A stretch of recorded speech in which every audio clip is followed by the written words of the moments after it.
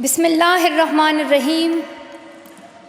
In the name of God, the most merciful, the most beneficent. Your Majesties, Your Royal Highnesses, distinguished members of the Norwegian Nobel Committee, dear sisters and brothers, today is a day of great happiness for me. I'm humbled that the Nobel Committee has selected me for this precious award. Thank you to everyone for your continued support and love. Thank you for the letters and cards that I still receive from all around the world. Your kind and encouraging words strengthens and inspires me. I would like to thank my parents for their unconditional love. Thank you to my father for not clipping my wings and for letting me fly.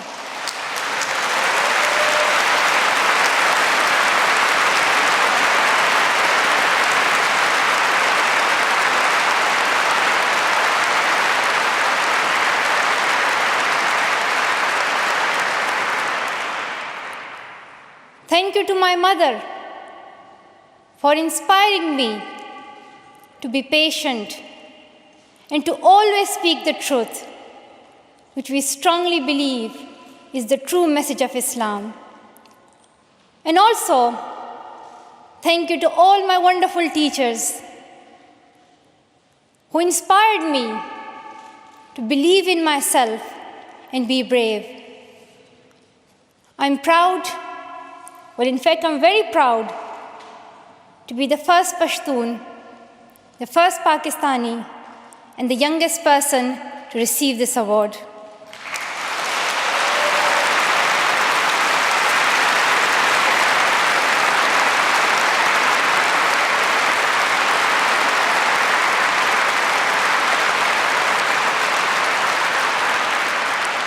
Along with that, I'm pretty certain that I'm also the first recipient of the Nobel Peace Prize who still fights with her younger brothers. I want there to be peace everywhere, but my brothers and I are still working on that.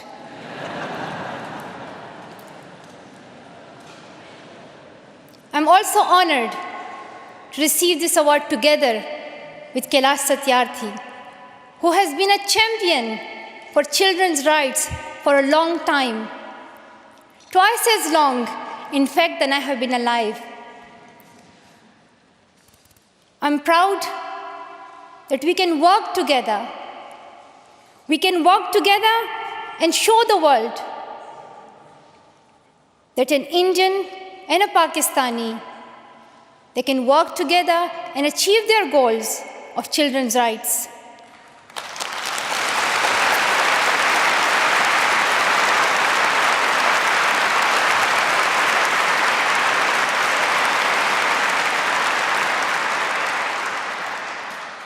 Dear brothers and sisters, I was named after the inspirational Malala of Maiwand, who is the Pashtun Joan of Arc. The word Malala means grief-stricken, sad.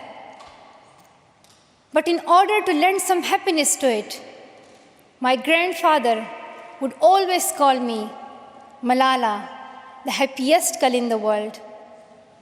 And today, I'm very happy that we are together fighting for an important cause. This award is not just for me. It is for those forgotten children who want education. It is for those frightened children who want peace. It is for those voiceless children who want change.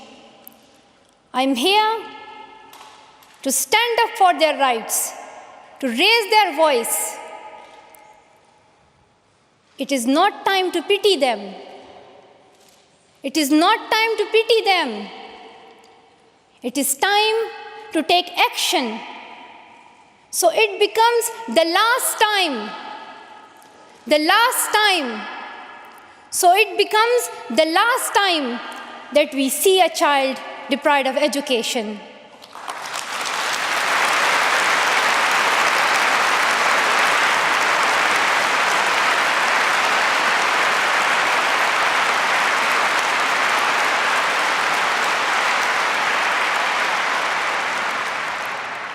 I have found that people describe me in many different ways.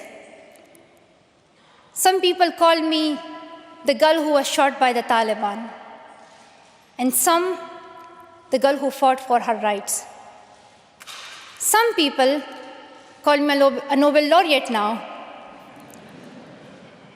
However, my brothers still call me that annoying bossy sister.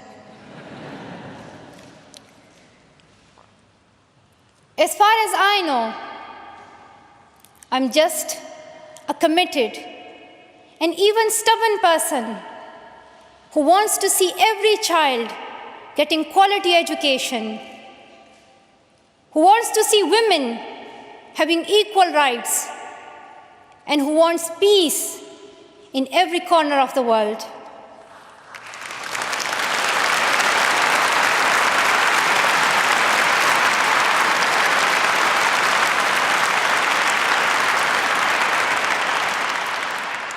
Education is one of the blessings of life and one of its necessities. That has been my experience during the 17 years of my life. In my paradise home, Swat, I always loved learning and discovering new things. I remember when my friends and I would decorate our hands with henna on special occasions. And instead of drawing flowers and patrons, we would paint our hands with mathematical formulas and equations. We had a thirst for education. We had a thirst for education because our future was right there in that classroom. We would sit and learn and read together. We loved to wear neat and tidy school uniforms. And we would sit there with big dreams in our eyes. We wanted to make our parents proud and prove that we could also excel in our studies and achieve those goals which some people think only boys can. But things did not remain the same. When I was in Swat, which was a place of tourism and beauty, suddenly changed into a place of terrorism. I was just 10, that more than 400 schools were destroyed. Women were flogged. People were killed. And our beautiful dreams turned into nightmares. Education went from being a right to being a crime. Girls were stopped from going to school. When my world suddenly changed, my priorities changed too. I had two options. One was to remain silent and wait to be killed. And the second was to speak up and then be killed. I chose the second one. I decided to speak up.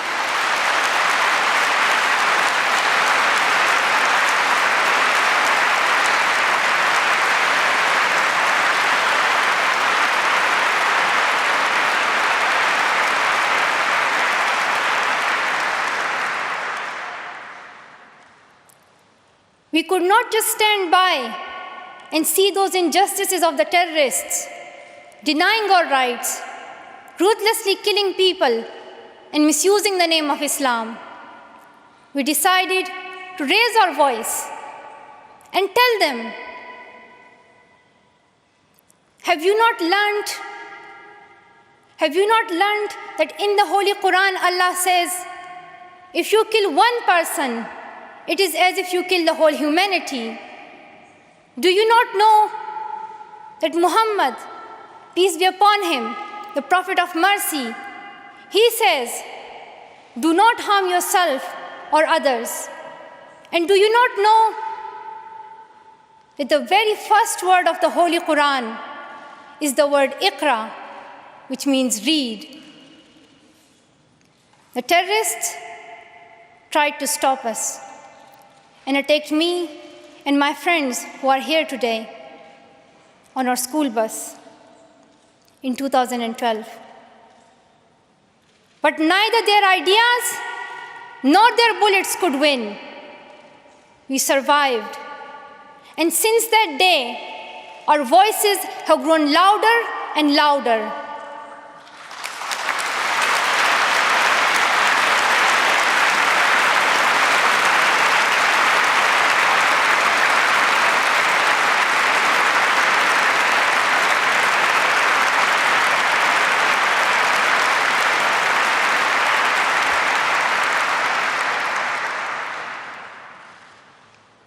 I tell my story not because it is unique, but because it is not. It is the story of many girls.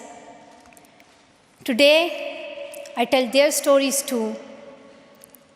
I have brought with me some of my sisters from Pakistan, from Nigeria, and from Syria who share this story.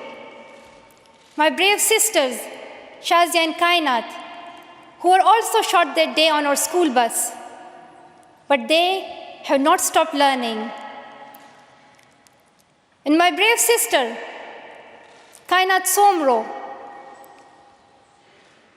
who went through severe abuse and extreme violence.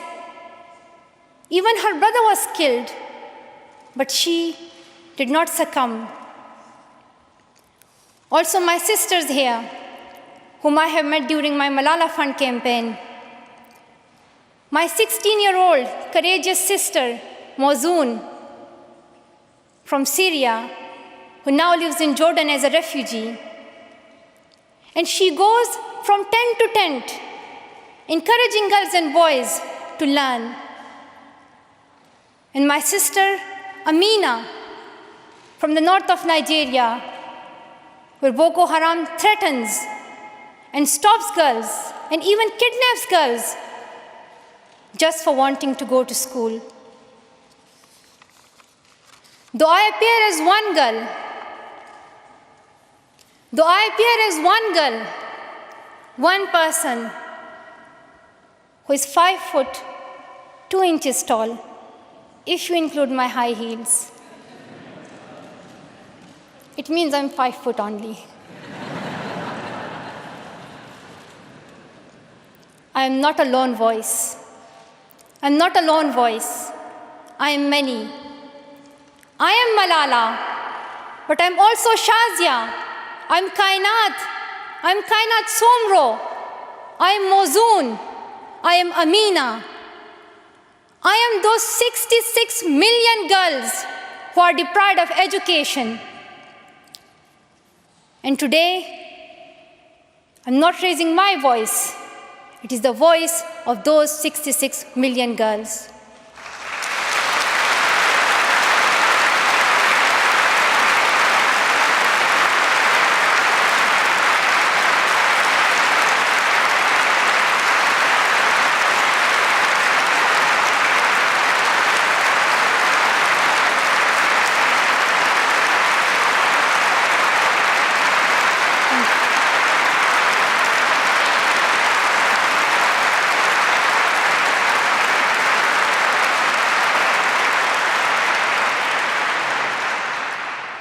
Sometimes people like to ask me, Why should girls go to school?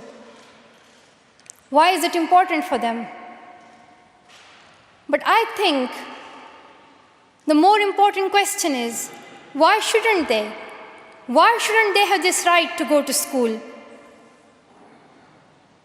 Dear brothers and sisters, today, in half of the world, we see rapid progress and development. However, there are many countries where millions still suffer from the very old problems of war, poverty, and injustice. We still see conflicts in which innocent people lose their lives and children become orphans. We see many people becoming refugees in Syria, Gaza, and Iraq. In Afghanistan, we see families being killed in suicide attacks and bomb blasts. Many children in Africa do not have access to education because of poverty. And as I said, we still see girls who have no freedom to go to school in the north of Nigeria. Many children in countries like Pakistan and India, as Kailash Satyarthi mentioned, many children, especially in India and Pakistan, are deprived of their right to education because of social taboos, or they have been forced into child marriage or into child labor. One of my very good school friends, the same age as me, who has always been bold and confident girl, dreamed of becoming a doctor. But her dream remained a dream. At the age of 12, she was forced to get married. And then soon, she had a son. She had a child when she herself was a child, only 14. I know that she could have been a very good doctor, but she couldn't because she was a girl. Her story is why I dedicate the Nobel Peace Prize money to the Malala Fund to help give girls quality education everywhere, anywhere in the world, and to raise their voices. The first place this funding will go to is where my heart is, to build schools in Pakistan, especially in my home of Swat and Shangla.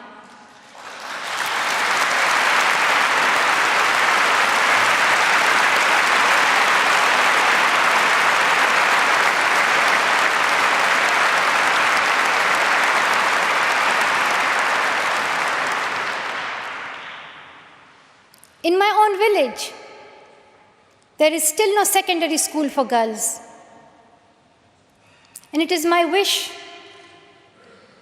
and my commitment, and now my challenge, to build one so that my friends and my sisters can go there to school and get quality education, and they get this opportunity to fulfill their dreams.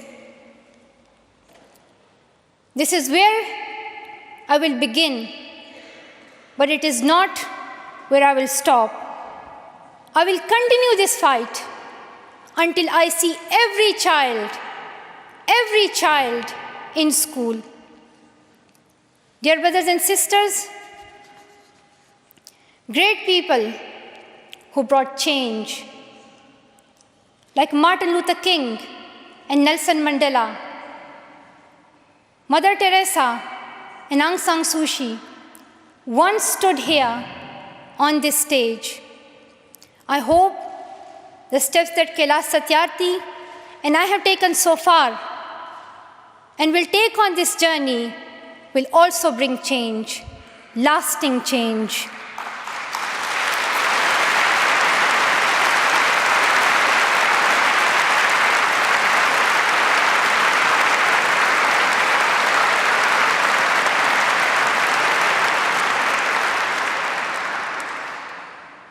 my great hope is that this will be the last time. This will be the last time we must fight for education. Let's solve this once and for all. We have already taken many steps. Now it is time to take a leap. It is not time to tell the world leaders to realize how important education is. They already know it. Their own children are in good schools.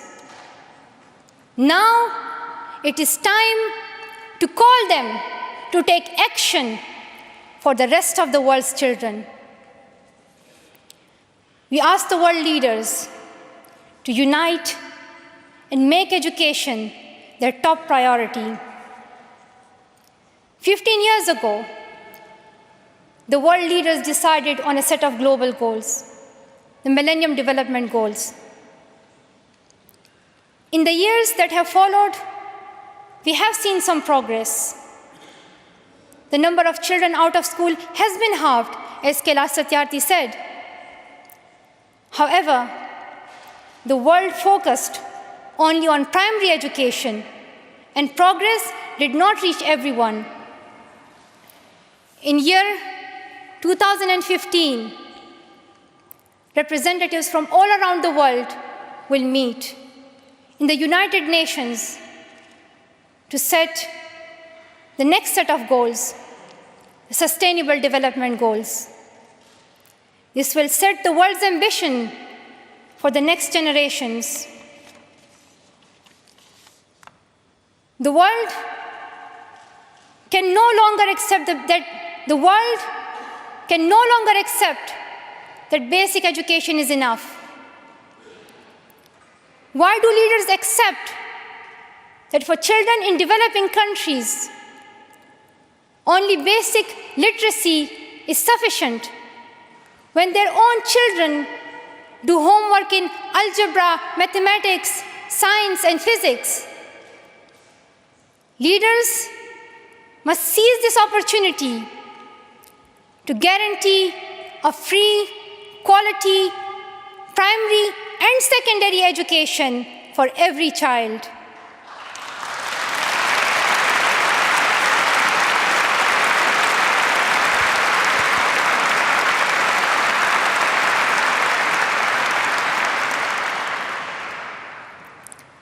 Some will say this is impractical, or too expensive, or too hard, or maybe even impossible. But it is time the world thinks bigger. Dear sisters and brothers, the so-called world of adults may understand it, but we children don't. Why is it that countries which we call strong are so powerful in creating wars, but are so weak in bringing peace? Why is it?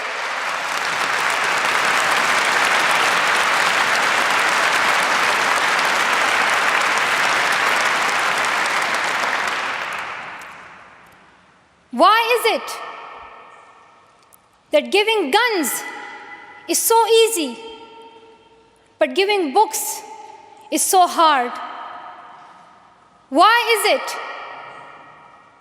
Why is it that making tanks is so easy, but building schools is so hard? We are living in the modern age, and we believe that nothing is impossible. We have reached the moon 45 years ago, and maybe we'll soon land on Mars.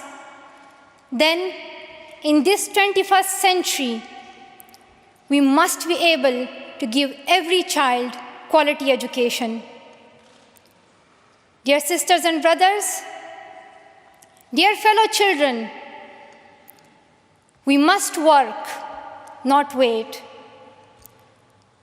Not just the politicians and the world leaders, We all need to contribute. Me, you, we. It is our duty. Let us become the first generation to decide to be the last. Let us become the first generation that decides to be the last, that sees empty classrooms, lost childhoods, and wasted potentials. Let this be the last time that a girl or a boy spends their childhood in a factory. Let this be the last time that a girl is forced into early child marriage. Let this be the last time that a child loses life in war. Let this be the last time that we see a child out of school. Let this end with us. Let's begin this ending together, today, right here, right now. Let's begin this ending now. Thank you so much. Thank you.